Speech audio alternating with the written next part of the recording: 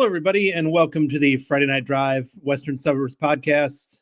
I'm Josh Welge here with Joel Boeniz, taping this on Tuesday and coming live stream on Tuesday afternoon. And after a really exciting week one, I want to thank everybody for following our work, following us on Friday Night Drive, following our YouTube. It was really an exciting first week of football for all of us. We really enjoyed it.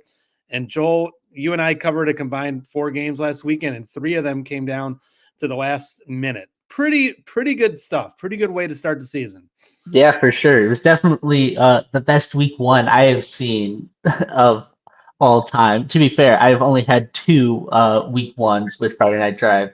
So kind of the bar was kind of there, but yeah, no, it's definitely exceeded my expectations with the games that we saw last week all around the area. Yeah, a lot of excitement, a lot of great games last week that we want to dive in. And then at the end, we'll talk about a few of the games for week 2 that we really have an eye on. But Joel, I got to start with the game that you're at Friday night, Batavia. Obviously, a lot of excitement with Batavia with the new scoreboard, team coming off again, going back to state. Glenbard West, on the other hand, a team that's really wanted to bounce back after a very unusual season for them, missing the playoffs. And I tell you what, going into Batavia and getting a win, that's a pretty good way to start the season for Glenbard West. Yeah, definitely. And the way that they did it too was extremely entertaining for them. I mean, Batavia tied the game up at 28-28 with 2:52 left in the game. Their first possession back, Glenbard West went 3 and out, had to punt the football, got it deep into Batavia territory. And then on 3rd down, there was a sack that happened, and from the sideline, I couldn't see fully what happened. All I saw was Max Hetley came out of the big scrum with the football, and then the ref said, "Oh yeah, this is Glenbard West football." And I think all of us were like, "Wait, what just happened?" And Glenbard West side was just going crazy, and then of course Jack Swick, who was funny enough, playing in his first football game ever after playing 3 years with the soccer team, kicked the game-winning field goal as time expired. And I mean, it's just a big win for Glenbard West, especially after what happened to them last season. And I mean, it was a great way to start off the year. Yeah, and I liked in your story that you had written on this game about Jack Swick, how, obviously a pressure-filled situation, but he was used to pressure. I think you might have written that he took a lot of the penalty kicks for their soccer team. Yeah, I talked to him after the game, and he's like, "Oh yeah, no, the coaches used to look to me for penalty kicks, so pressure, nothing big. Doesn't matter if they tried to ice me or not. I'll make that kick." So he was not worried about it at all. Good for him. The one thing I will say about that game, and I was talking to Steve Susi that was watching a lot of that game during his live stream on Friday night, and he was saying Glenbard West speed. Oh my God. He was like, where do they get all these guys? Because he did not remember them having this kind of speed last year. What did you see?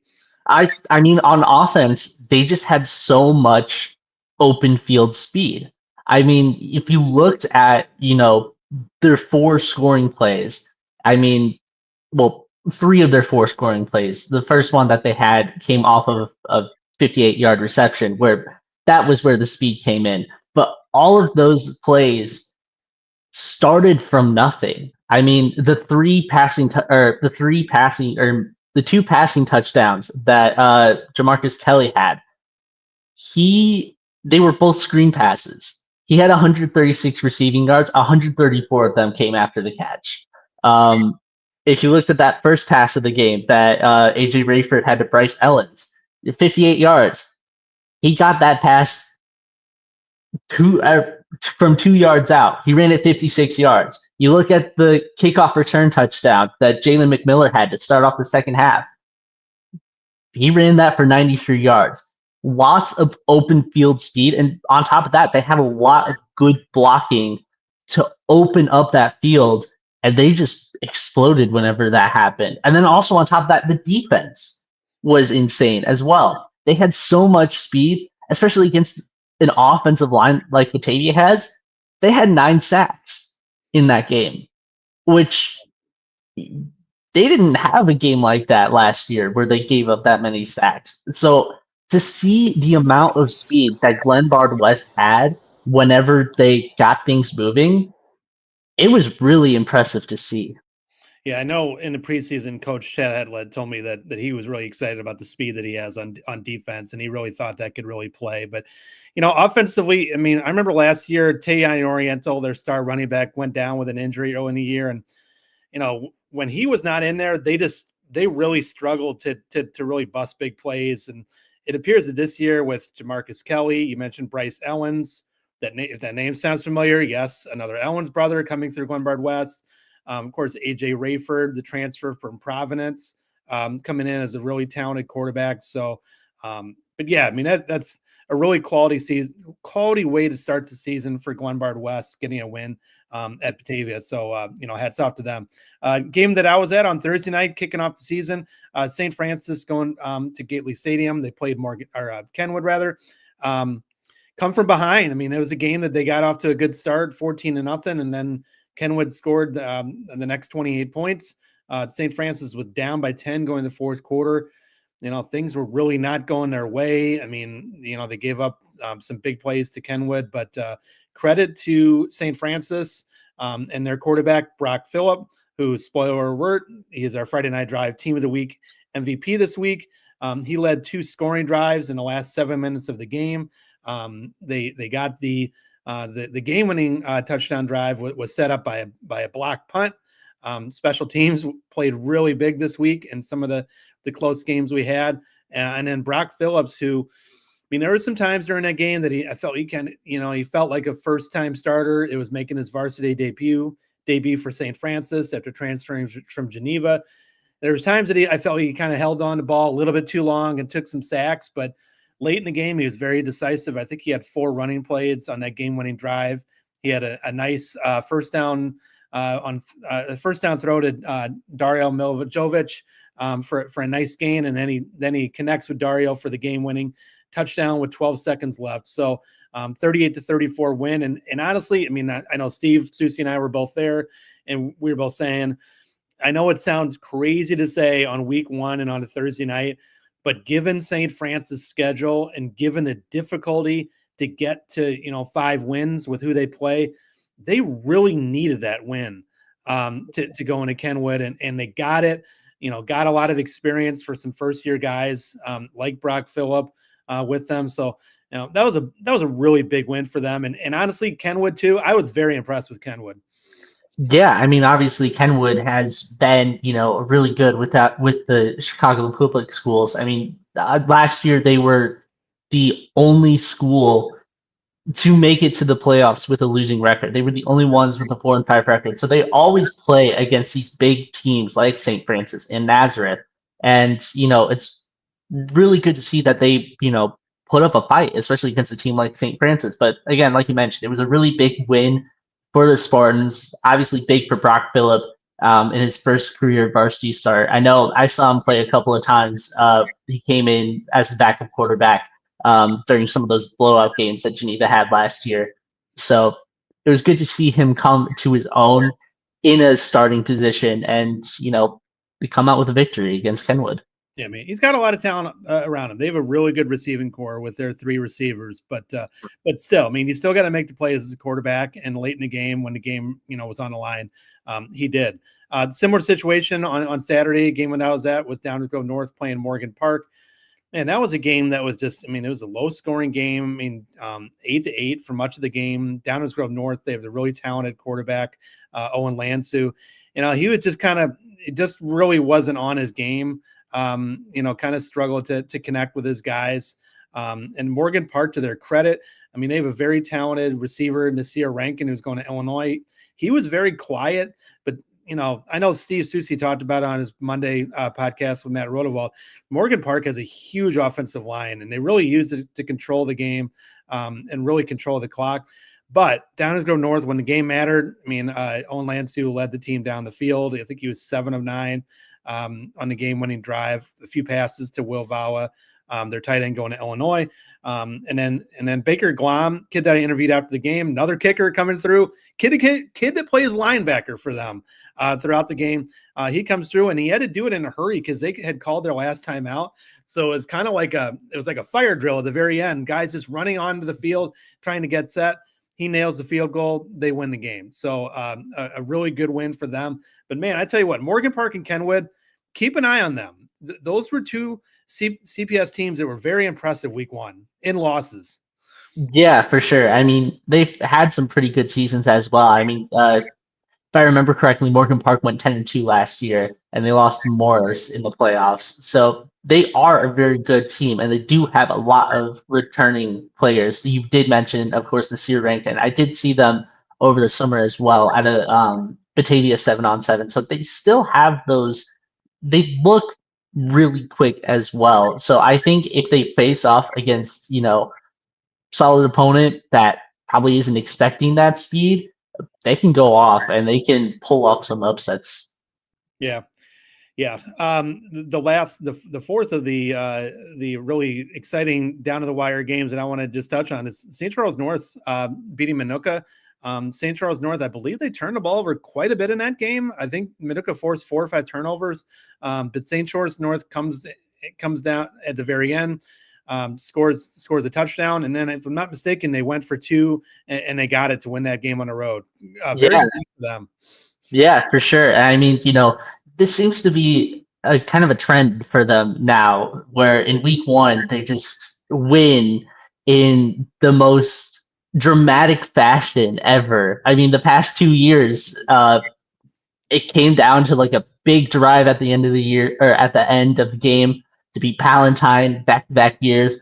Now it's Minooka where this is the case. If I remember correctly, they were down 14-0 before they even got a full offensive drive in against Minooka. I think they were down 35-21, and then they went on to score the next 15 points to secure that victory. Keaton Ranke Northwestern wide receiver commit, he had the 2-point conversion running to the outside to secure it with less than a minute left. But that's a good quality win for St. Charles North, especially against a team like Minooka, who's a really good team from the Southwest Prairie League. And I mean, it's got to be a good feeling for them, especially knowing, what else has happened around the Duquesne Conference this year, that or in week one, that this team can play with those, upper echelon teams, which of course they've been able to do over the past couple of years, but it may be a little bit different for them this year compared to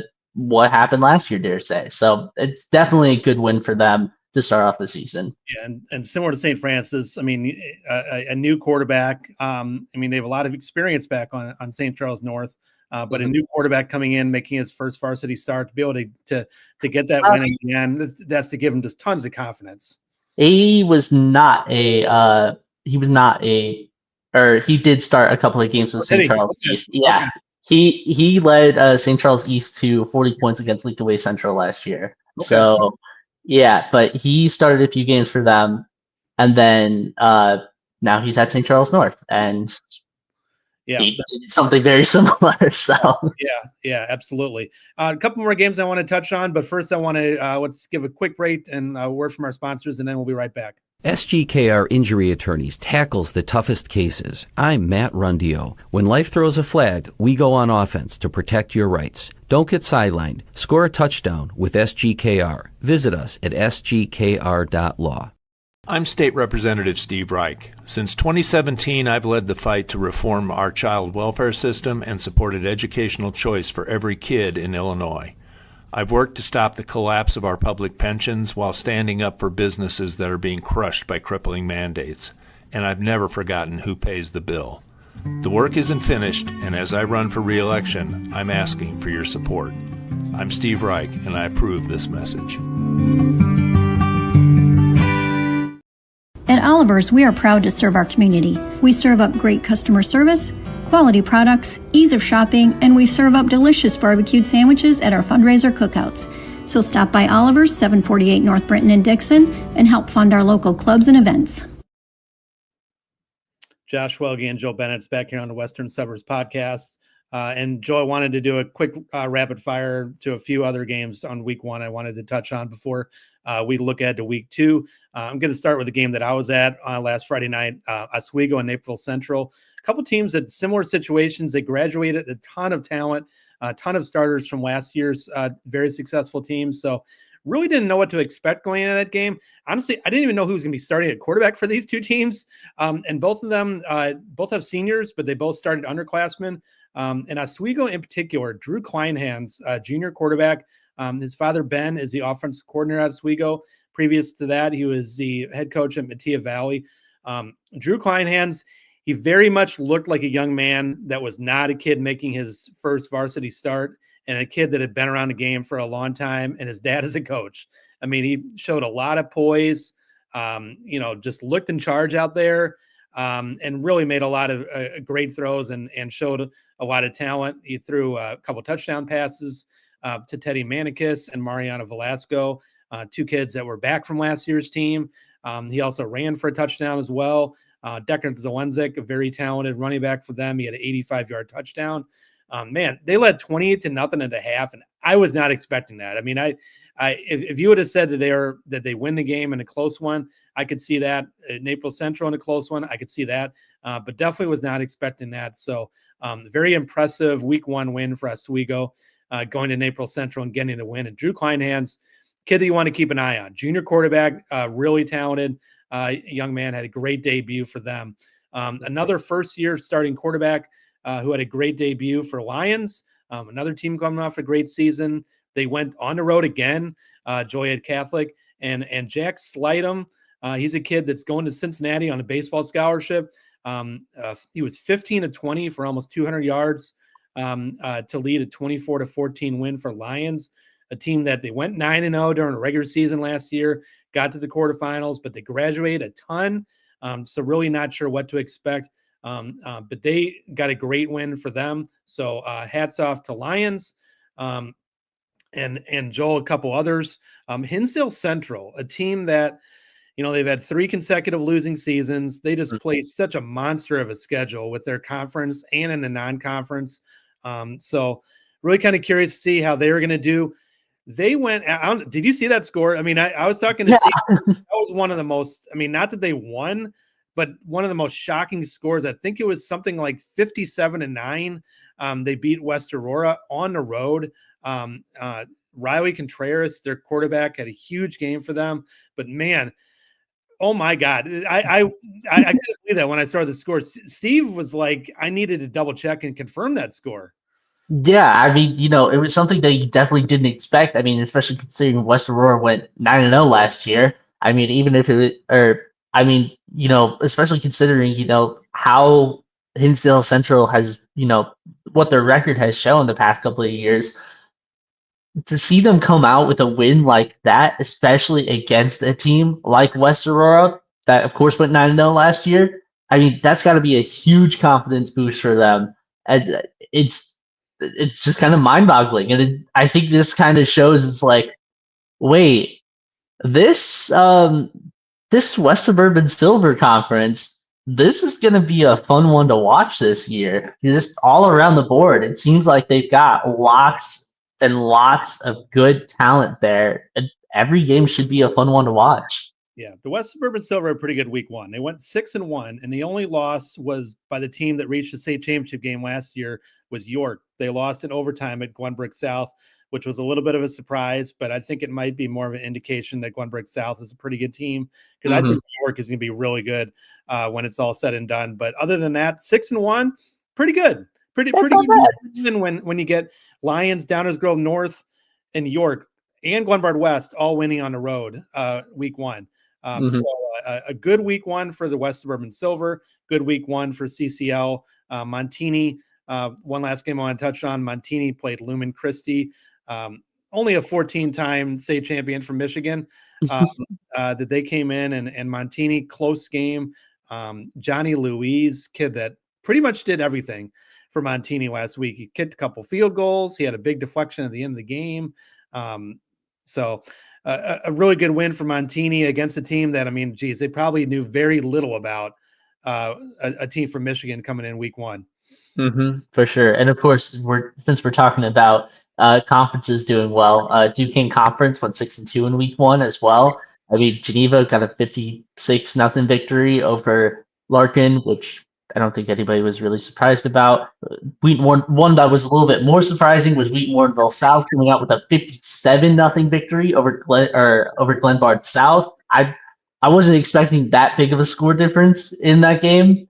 I knew that Wheaton Warrenville South was going to be good, but I didn't think they were going to be that good.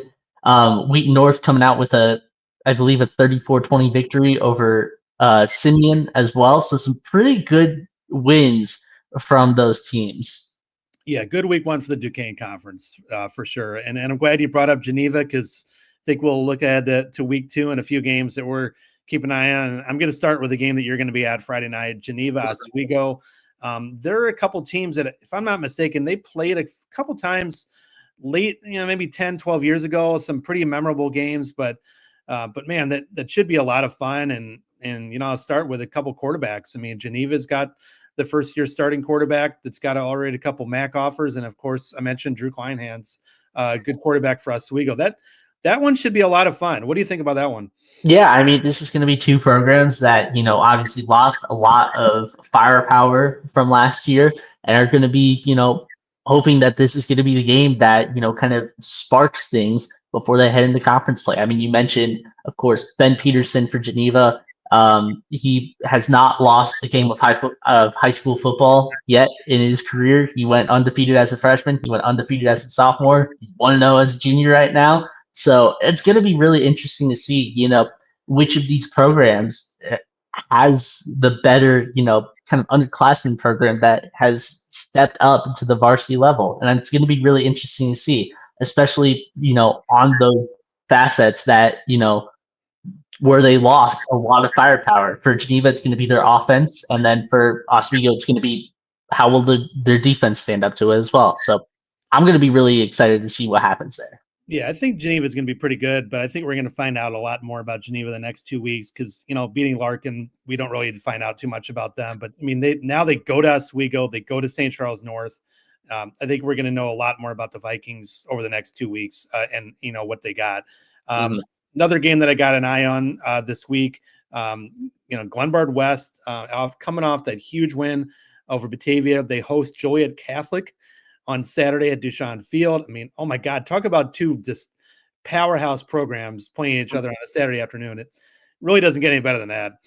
Yeah, I mean, this is going to be such an important game for both of these programs. I mean, for Glenbard West, I mean, if they can get another victory over a reigning state runner-up, I mean, this is just going to be a big confidence booster for the Hilltoppers, especially after, of course, what happened last season. They go 2-0 after starting the season 0-4 last year. It's going to be such a huge confidence booster heading into West Suburban Silver play. And then, of course, for Joliet Catholic, I mean, it's a big one that they need to win because if they start the season or if they start CCL play 0-2, you've got teams like, of course, Fenwick, Marist, Nazareth over the next 3 weeks. You got Mount Carmel waiting for you in the wings. You've got Providence Catholic waiting for you in the wings. I mean, you've got such a tough schedule after that. If you start at 0-2, you've got a lot of ground to make up if you want to make the playoffs again. So this is going to be a big week for both of these teams to try and come out with a win. I'll note too that Glenbard West starting quarterback is AJ Rayford, who played at Providence last year. Providence and Joliet Catholic are pretty good rivals. The last time I checked, so AJ Rayford knows the Hilltoppers, the Joliet Catholic Hilltoppers, pretty well. The one thing I will say, I don't know why I haven't mentioned this, but about AJ Rayford, I will say he didn't play, or he was not the quarterback for the final 2 drives of that Batavia game. He did end up coming off the field. And then they put in senior quarterback Jack Walty for those final 2 drives. Maybe there's an injury there. That is something that will need to be watched to see if he will be in that game against Joliet Catholic. But if he is, there's going to be some fun stuff happening, for sure. No doubt about that. That game on Saturday afternoon at Duchamp Field. You mentioned briefly Nazareth. Nazareth themselves coming off of a good road win at Kankakee last week. And now they played what I mentioned before, Morgan Park. a team that, I mean, they really impressed in a loss against Downers Grove North, who I think is going to be one of the better teams in 7A. And now Nazareth gets them. I mean, a really good test for Nazareth, who they played 2 quarterbacks last Friday, so I'm not quite sure if they've settled on what they got going on there, but they do have a lot of talent at the receiver position with Trenton Walker and Jake Sesto and a couple of really good receivers for them. So, but yeah, I mean, that should be a very good week 2 test for Nazareth playing Morgan Park. Yeah, that should be a really speedy game. I mean, you mentioned it, Trenton Walker, he's really fast. Nasir Rankin, he's known for having some speed as well. So I expect it to be a very high-flying game, I guess you could say. Pretty good receiving talent in that game when you talk about those 3 guys on both sides of the field. One other game I wanted to mention, Lions coming off of that really good win against Joliet Catholic. They played Wheaton Warrenville South, who, again, I am not surprised that they beat Glenbard South week 1, but I'm surprised at the nature of what they did to them. I think it was like 57-0. Yeah. York had a huge game for Wheaton Warrenville South. So good win for them. Well, now they kind of step up in class a little bit, playing Lions this week. And I think we're going to learn a little bit more about the Tigers after this week 2 game. Yeah, and I think it's going to be really important for them to, if they get this victory, this is going to, kind of shake up the rankings for Duquesne Conference. Because, I mean, the past couple of years, they've been like that 4th or 5th team that's always finished, 5-5, just sneaking into the playoffs. If they can get a victory against a team like Lions, I wouldn't be surprised if some of those teams like Batavia, St. Charles North, if those teams start being like, okay, Wheaton Warrenville South, they may be scary. So that's going to be really interesting to see whenever Friday comes around for this team. Yeah, it seems like the Duquesne pecking order has kind of been like Batavia, St. Charles North, and then Wheaton North kind of breaks in for a year or 2. And then last year, of course, Geneva broke in to the top. But then there's that next sort of level, and Wheaton South is probably the first in line at the next level that are trying to maybe break up to the very top of the conference. They go in and beat Lions, and maybe they're on to something. Yeah, for sure. It should be interesting to see, though. A lot of good stuff coming up this week.